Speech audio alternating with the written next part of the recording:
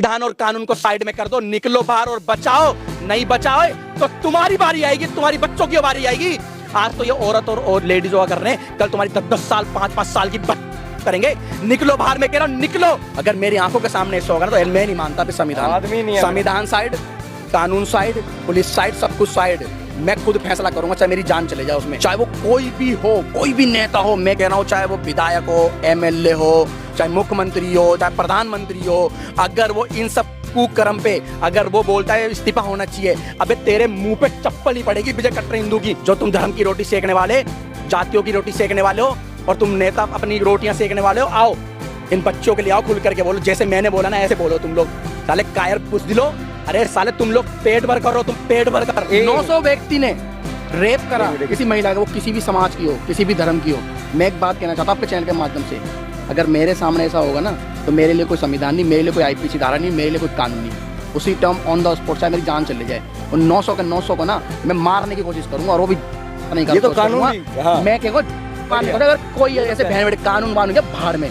अगर इस तरीके से कुछ कर ही नहीं रहा है, पुलिस तो खुद हवाले करके आई लोगों को। तो फिर कानून किसके लिए? कानून किसके लिए? समाज किस पे, लोग किस पे विश्वास करेंगे? इस पे विश्वास क्या भाड़ में? अगर किसी बहन बेटी के साथ ऐसा होगा ना तो बीच में से 2 टुकड़े करके रोड पे डाल दो कि अब की बार 900 में से ना कोई 9 भी तैयार ना हो ये काम करने के लिए। और अपनी घर की औरत के साथ भी, मैं कह रहा हूँ अपनी घर की औरत के साथ भी तरीके से करने का सभ्यता में आ जाएंगे। मैं कह रहा हूँ अगर इतनी इन्होंने बर्बरता करी है तो उनके टुकड़े होने चाहिए। और टुकड़े मैं कह रहा हूँ प्रशासन और कोई फांसी वासी कुछ नहीं चाहिए, समाज को करनी चाहिए। उनके टुकड़े टुकड़े बोटी करके रोड पर डाल देनी चाहिए। 4 लोग जो है मिल गए हैं, उस मामले के 4 लोगों को गिरफ्त में ले लिया गया है, लेकिन जो 900,000 लोग थे, क्या एक लोग को सजा मिलेगी या फिर सिर्फ 100-200 या फिर कुछ 50? नहीं, गिरफ्त में लेके क्या करेंगे?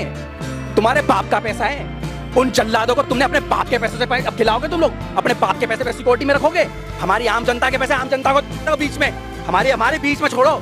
उन्होंने हमारी बच्चियां मारी है, रेप करा है, हम देंगे उन्हें, हम देंगे सजा। हमारी बहन बेटियों का कौन है ये लोग?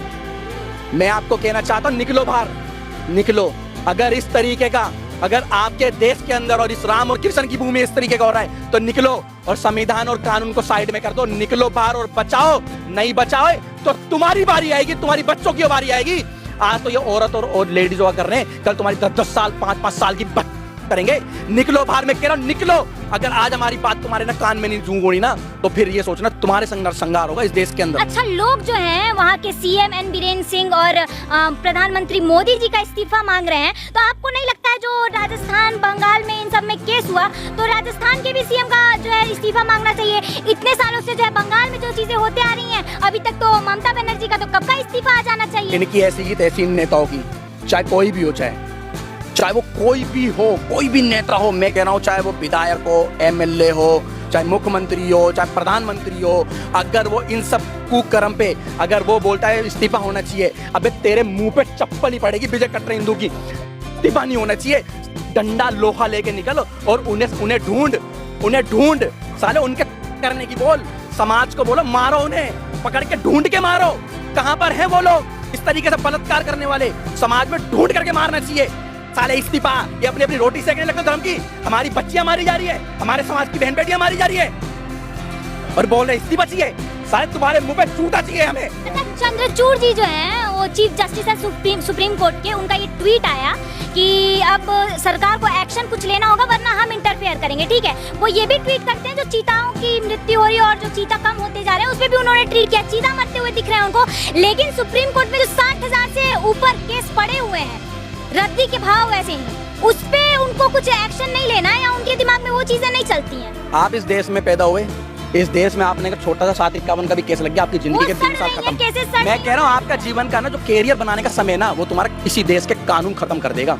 चक्कर पे चक्कर लेंगे, तुम्हें न्याय नहीं मिलेगा, न्याय नहीं मिलेगा। हमारे रामलला जी के मंदिर को भी न्याय जब मिला जब कोई ऐसा व्यक्ति आया है जो सच पे आधारित बात कर रहा है, जो सच है उस पे ही कह रहा है। और उसी को चाहे वो मैं कह रहा हूँ चाहे वो मस्जिद हो, अगर मस्जिद मंदिर के कब्जे में ना तो वो मस्जिद भी दिला रहा है, कोई मंदिर कोई मस्जिद के कब्जे में तो उसको भी दिला रहा है। लेकिन मैं कहना चाहता हूँ इस देश की अगर नारी के साथ अगर कुछ हो रहा है तो भाई कानून को साइड में कर दो, संविधान को साइड में कर दो, क्योंकि भाई कानून और संविधान तुम्हारे लिए बना है। और जब तुम्हारे साथ इतना गलत होने लगेगा ना और तुम बैठे हो तो ये संदेह करता है कि तुम्हारे अंदर ना तुम्हारा डीएनए कुछ हो रहा है, फिर डीएनए तुम्हारा कुछ हो रहा है। मैं कह रहा हूँ खुल करके अगर मेरी आंखों के सामने ऐसा होगा ना तो मैं नहीं मानता फिर आदमी संविधान। नहीं है। संविधान साइड, कानून साइड, पुलिस साइड, सब कुछ साइड।